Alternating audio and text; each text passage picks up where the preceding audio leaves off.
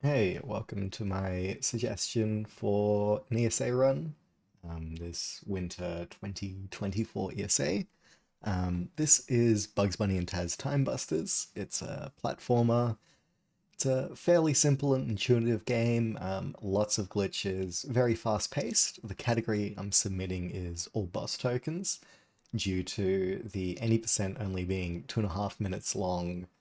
Um, very reset heavy, very trick heavy, very it's entertaining to watch as maybe a bonus incentive, but shouldn't be a main feature of an event. Two possible bonus incentives for this game are obviously the any percent I just mentioned, and adding having to fight all of the bosses rather than just getting the boss tokens. Potential for different, yeah, incentives there. But anyway, let's get on with the run. So the game starts off immediately with a trick, which is very goofy to look at. So time starts when we get in control of the character, and immediately we're going to come down here and push these boxes. So as you can see, it's a 3D platformer, like a lot of PlayStation 1 era games. Box is going to start floating, and we're immediately going to go out of bounds. Now the out of bounds in this game is very special. We are able to hover with bugs, as you can see with these helicopter ears, and while in this hovering state, it slows down our momentum. Now if we are falling slow enough, we will eventually wrap back around to the top of the world where we are, and be able to come down and go into the second hub world. So there's 4 main hub worlds, and Granwich, which is your, like, a hub of the hub worlds. So we immediately go into the Viking era, because there is a couple of abilities that you get by talking to Tweety that are super important to get from the Viking era, and allow you to break every other era. So again, we did just immediately jump straight out of bounds again, where we will be doing the trick, where we're going to be tapping that hover button to wrap back around to the top of the world, which will allow us to get the main goal of this run, which in here, oh, a little bit of a slide there, that's fine. Just hover straight back. So in here, as you can see, we have this boss token. So the idea of this run is to collect 3 of those in each of the 4 hub worlds, and do that as quickly as possible. So here we have a super speed glitch, where if you are hanging on a ledge and something causes Taz to instantly die after grabbing you, you'll be respawned and move extremely fast. However, in picking up that ability, we do lose it. It's something that we only will ever see that once in all boss tokens, but is used a few more times in 100%, and that allows us to, yeah. So in each of the 3 hub worlds, there are 3 boss tokens, and they are found in a variety of different places. So there is one that's just sitting in the main hub world, normally requires you to complete some sort of puzzle to unlock it. We have a fair few skips to be able to skip the puzzles and just go straight to them. As you saw with that out of bounds there, we went straight to it in the out of bounds and picked it up. The second boss token is generally found in an auto-scroller level, similar to the shield race. So there are 4 auto-scroller levels, which are great for reading out donation incentives. This shield race is great to actually slow down after the very fast-paced start of a run, and explain what we're doing, so we're able to talk more about what boss tokens are, what this run is, what this game is like, and what we're actually doing, because the start of the run is very quick. And once we make it through this, we will not be slowing down as we head into the third and final area that we can get a boss token, which is each hub world has a big level with a mini boss. So there is the bosses of the world that of the hub we're unlocking with the boss tokens. And then there's the mini-boss levels, like Moon Valley, which is this one. So in it, it generally requires you to unlock the boss area by doing some things. Here we are going to, you guessed it, go out of bounds. Well, I was very unlucky there with the way I fell. Didn't get out quick enough, even though I'm not holding the hover button.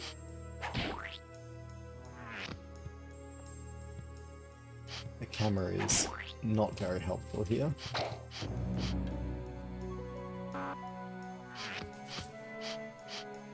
The camera's a bit better now. Well, very... So, yeah, the idea of Moon Valley is to actually successfully get out of bounds. Apparently harder to do than it looks.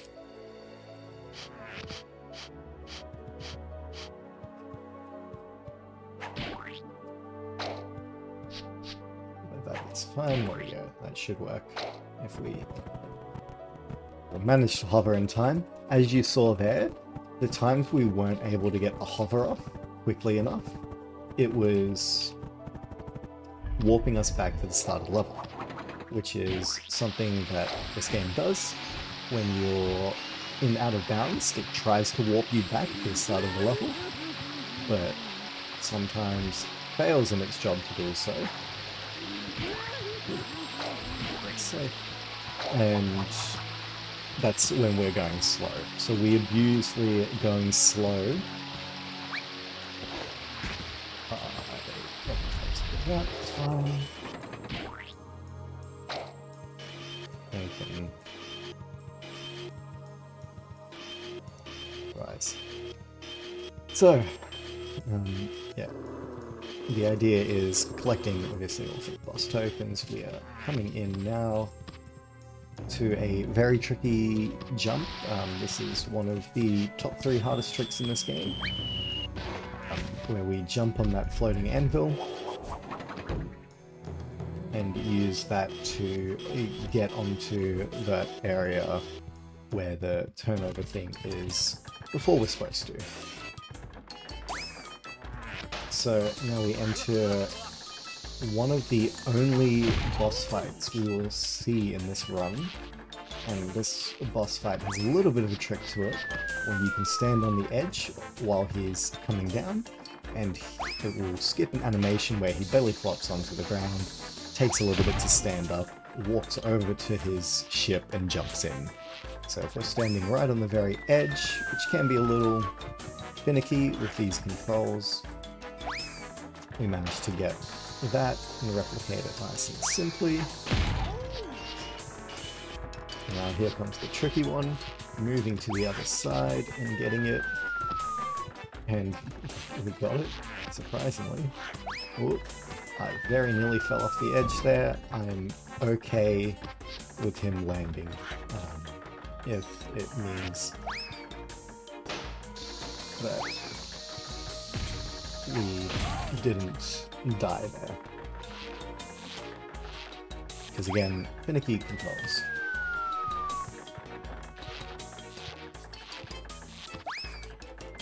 So stand on the edge. Yep, perfect. So here we'll take this bomb again, pick it up, shield. Very simple. Very classic PlayStation 1 era game where you have to do X task, X amount of times to beat the boss.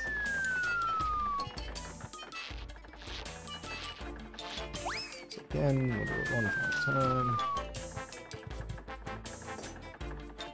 The shield's gonna break this time. We'll pick it up, throw, and that is Moon Valley over and done with. So now that we have all 3 boss tokens, we quit back to Greenwich, but if there was a donation incentive for all bosses, we would then go to the boss fight of that world as well. I can put each of the bosses in an individual submission at the end of this video, just as an example of what they look like, how it works. Okay.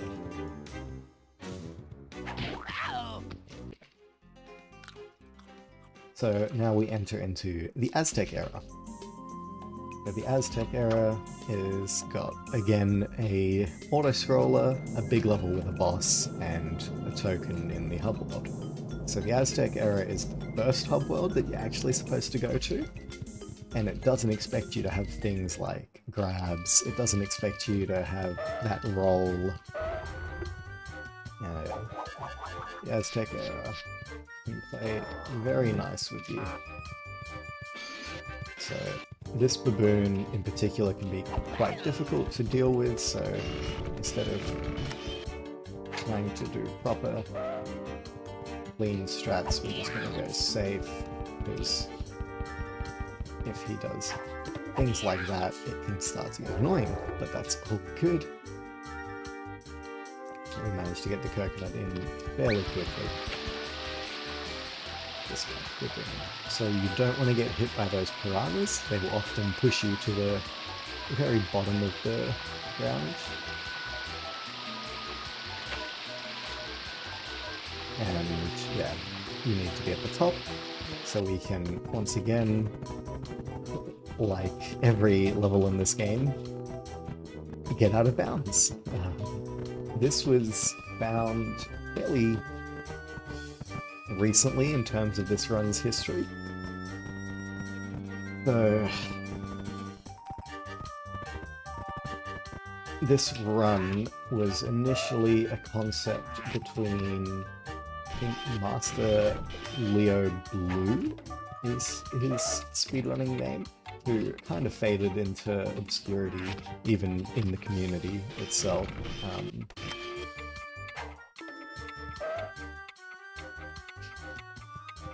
Okay, yeah. Oh, I didn't hear the sound. And myself. So back in 2016, we came up with the idea of doing a run to get all the boss tokens, because any percent had just got under 5 minutes at that time.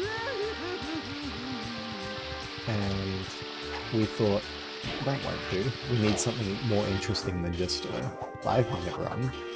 Let's balance and find a nice 30-minute run. And that's when we decided getting all the boss tokens would be a great way to do that. So, routed mainly by me, with a bit of help from some of our other moderators, like Yuki, who had some experience before I was a part of the speedrunning community. Shoutouts to Yuki. And yeah, the first run was done, and it took an hour and 6 seconds. So here, we're going to skip that boss just by throwing ourselves through the door, because who needs bosses anyway? Bosses aren't supposed to be able to be killed easy.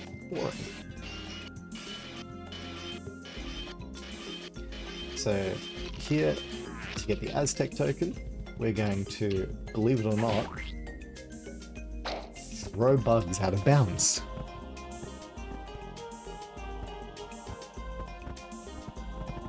And that will land us here, where we're going to step on there. That token can sometimes not spawn, so thankfully it spawns here. If it doesn't spawn, you can just leave back to Greenwich and then come back. And now we have the auto-scroller of the era, where we move into the Sacred Ride, or Dragon Ride. Now, Dragon Ride is the least auto-scroller of the auto-scrollers, but still a little auto-scroller. So, very basic. You have a jump, you have a glide, and you have a fire breath. The fire breath stops you from getting hit, and the jump and glide stops you from falling down holes. Now, a little cool feature that is only in the PC version is if you hit left and right at the same time, you enter this weird sort of glitch state, and this is the only segment in the game where hitting left and right doesn't just pull you sharply to the left, it puts you in that weird glitched out state. So, yeah, a little interesting. So here, we're just going to damage boost our way across that room rather than jumping on different areas to get our way over. And from here, we'll start running down the hill. Keep running down that hill. Well, this part is an auto-scroller, essentially, where as long as you're jumping over these, you can't really lose time.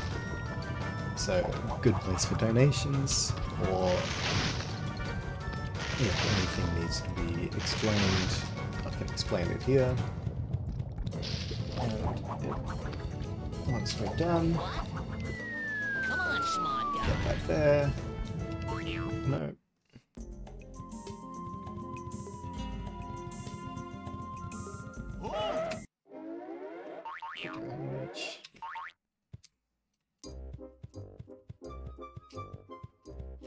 And now we are going to go to what is the third of the hub worlds, the Arabian era. So the Arabian era obviously has its big level. The big level doesn't actually have a boss fight in the Arabian era. And we actually have no way of getting out of bounds to get the boss token in the Arabian era, so we need to do the Arabian era puzzle, which involves collecting 4 of these genies. So, and each of the genies is behind a individual puzzle, so we're able to skip a lot of the puzzles. There is a trick there where you can skip this entire cutscene by quitting out to Greenwich, but I unfortunately missed it. It's a bit tricky to hit, but that's fine. Again, just... yeah. So yeah, we're collecting 4 of these different genies. We will do that in between doing the carpet chase, which is the auto-scroller of this one, and the gardens, which is the big level of this hub world. There's 2 ways for you to get through here. One is when you get out of bounds, you can sometimes hit the water and you're able to swim across, which is the faster way, but it's not 100% consistent.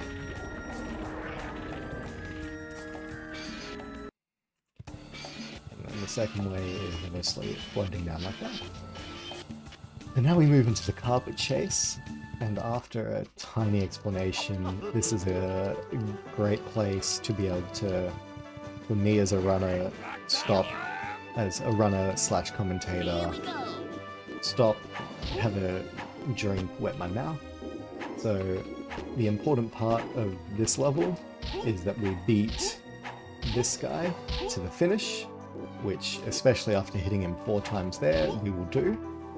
Now, you can die in one way in this level, which is hitting these carpet guys down here, but if we just stay up high or if we hit them with coconuts, it avoids any possibility of that happening. So, yeah. Great place for donations, because it's a very simple part of the run. Not too much can go wrong in this area.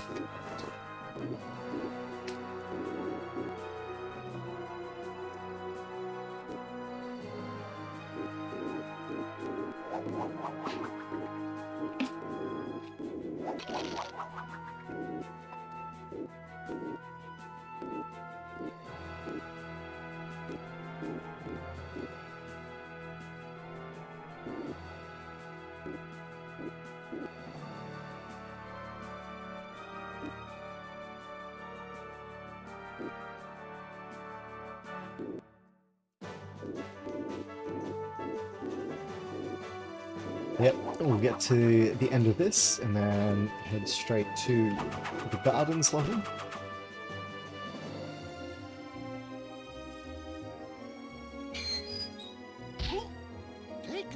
And in the gardens level,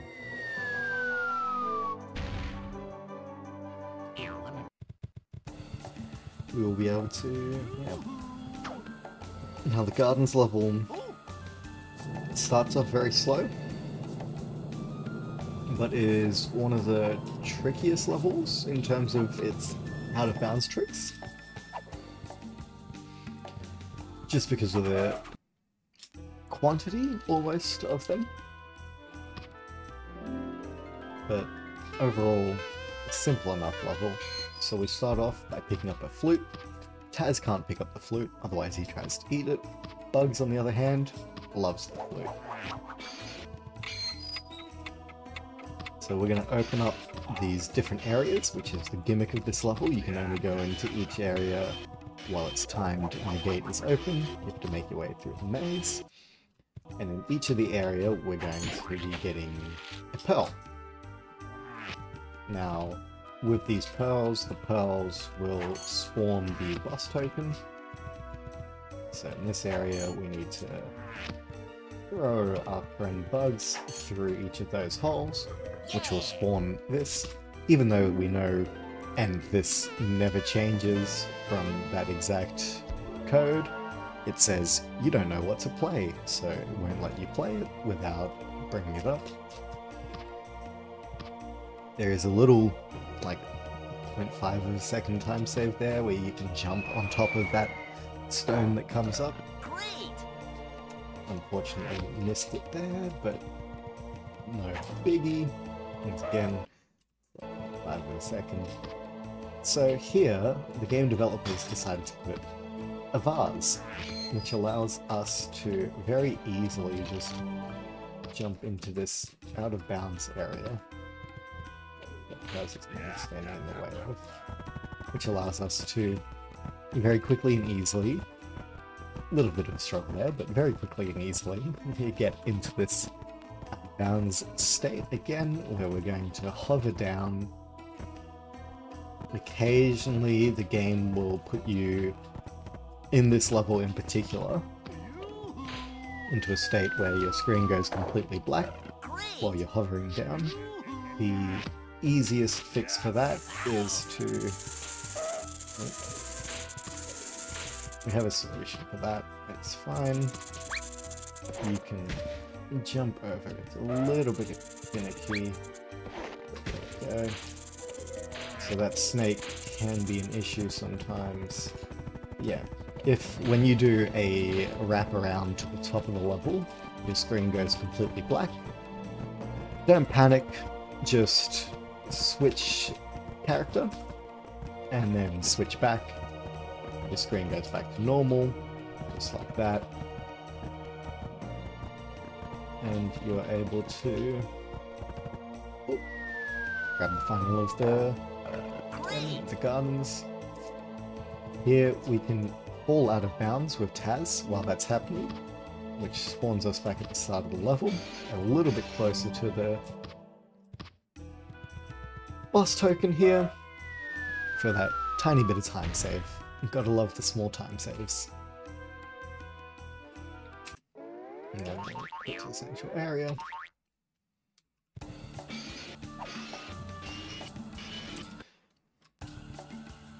So this trick, I figured out you could go out of bounds throwing Taz underneath that crystal, or throwing bugs underneath that crystal. When you jump up, it kind of pushes you out of bounds. Simple enough to execute. Looks very cool.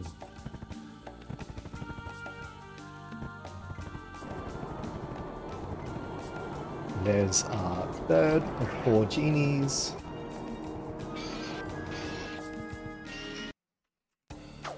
Now, when we get to the final one, there's a little bit of a cutscene skip that you can get. It saves about 10 seconds and is quite tricky, so it's a hype moment if we get it. So you have to put Taz right next to that exit there. And then again, we're going to damage boost our way across here. We're going to jump twice, and when we're close... No, didn't get it. Unfortunately, losing time. Went a little too early. We'll try it one more time.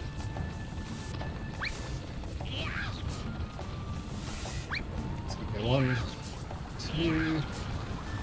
Again, didn't quite manage to walk outside the door, but it's all good. It just skips this little cutscene there and allows us to go straight out. So we will now go and pick up our final token, walk back outside, and very importantly we need to pick up one final Tweety skill before it's Grand Witch, and we make our way to the final of the eras.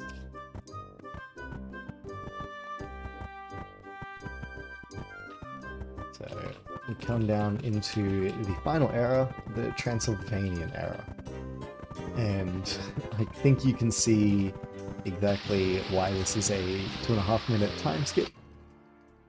Well, 2.5 minute any percent speedrun. If we're able to get into the final era that easily, surely we have ways of getting to the final boss that easily, which we do. But before we get to the final boss, we are going to be doing another 3 minute and 3 second long, well, it's more like 2.5 minutes long auto-scroller. And this one is a little brutal. So if you hit a single crocodile, like this one here, or if you hit a single whirlpool, you die and go back to the start of the level. However, they're all in set patterns. It's simple enough to avoid them when you know what you're doing. So it's a great place for donations.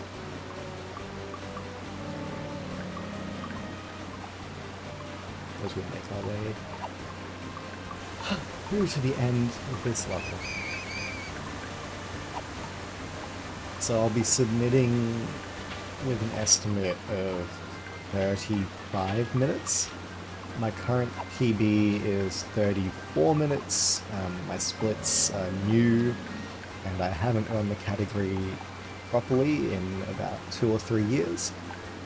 So I will be putting in practice and hopefully bringing it down to where I'm able to very consistently get 32s, 30s, very short times compared to what I'm getting at the moment. But for now, 35 is what I'll be putting as the estimate, with 4 minutes for the any percent if we do a bonus incentive for that, and for all the extra bosses an extra 20 minutes.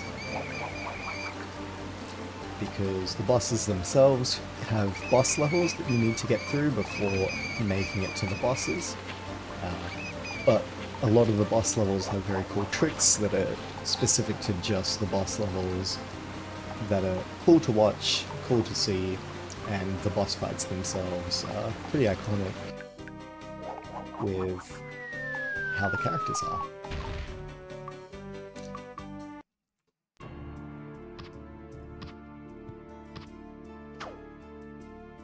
So that was actually really...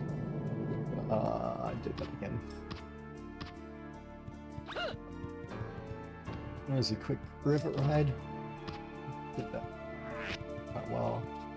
So here is the hardest trick in the game, and also how we managed to break into the gate where you see those boss tokens on for the final level during any percent.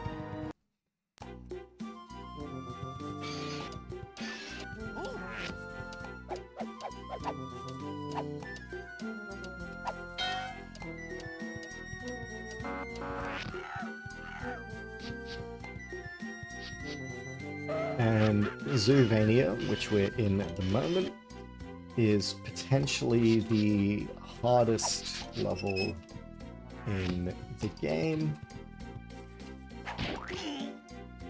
Mostly, if nothing else, because of that out of bounds there.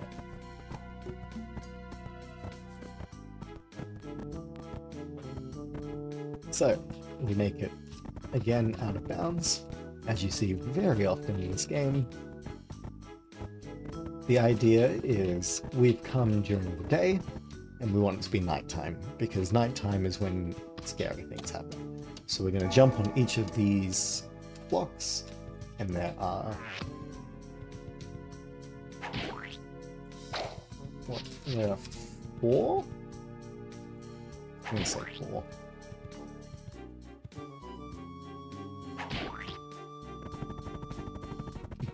Yeah, there are 4 of them. Only 2 of them will we be using out of bounds for. The other 2 are actually quick to do just normally, so...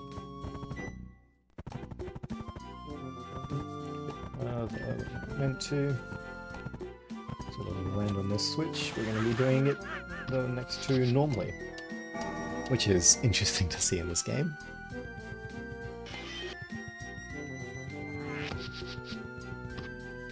So we again need to move that around.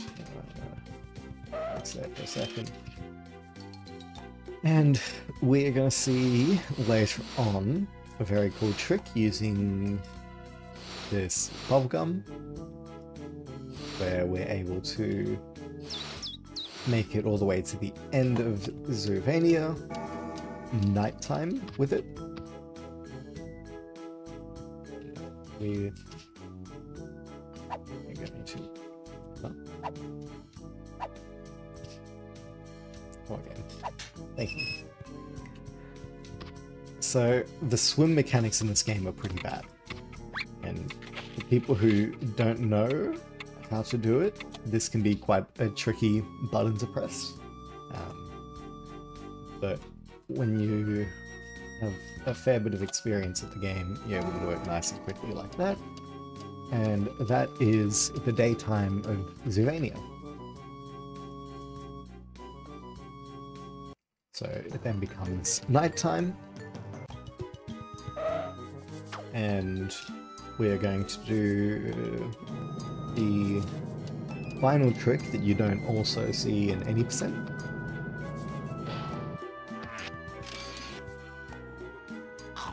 We're going to be, again, eating this bubblegum, and what it wants you to actually do here is collect cogs. So, Nighttime Zoovania has all of the same puzzles again that were during daytime Zoovania, but now they're more dangerous because they have... Ooh, that's not what I want. It's fine. They now have evil nighttime monsters rather than the daytime monsters that were there earlier. Or the daytime zoo creatures. So it's like Night of the Museum, but zoo style.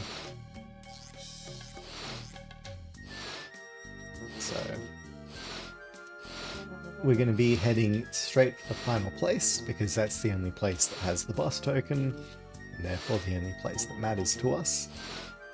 Now, the bubblegum is a little bit finicky, as you can see. The thing about the bubblegum is, if you start to overinflate, it's going to start flashing red, and if you're underinflating it, it'll also start flashing red. Every time you blow, or you press the spacebar, you inflate it a little. Now, you're able to inflate it and go up once, or you can, if you spam the spacebar quick enough, inflate it numerous times. And, yeah, go out of bounds underneath to the final boss token of the game. Now, we go and beat the final boss. So we have all of the 12 boss tokens, and we go to beat the final boss as a finish of the run. So this is very similar to an any percent run, where we're going to do what's known as the bear door, named after myself, because I was mad that I couldn't beat someone's time in any percent. So I did some glitch hunting and found a trick that took the game from a 4-minute speedrun to a 2.5-minute speedrun, rather than doing the other tricks that we used to do. So this final level has seen a huge amount of skip progression as the years have gone by. And yeah, the final iteration is jumping through all 3 of the doors very quickly. And now we move to the final boss. So this here is RNG. So there are 4 spots that he can spawn, and he very rarely, if ever, chooses to spawn in the 2 good spots, so to speak, where you can get first cycle RNG. Especially for me, I tend to get really bad RNG. Except for on this commentated run, apparently, because that was wonderful first cycle. So, like everything else in this game, this boss is a little bit broken. We're not supposed to be able to straight up push these statues without first hitting Dracula, making him lose a bit of his health. However, we are using a glitch known as the bunny hop, where we're able to jump on top of Bugs Bunny's head and up onto the ledges where the statues are. And as you can see, he spawns Dracula. He spawns above you, but we don't really care about that. We're just going to push the statues anyway, and there we go. That is all boss tokens. Done and dusted for Bugs Bunny and Taz Time Busters. Thank you for your consideration in this being a speedrun at ESA Winter. I'm super excited to potentially be able to come be a part of it. There you are. Now the time is stabilized.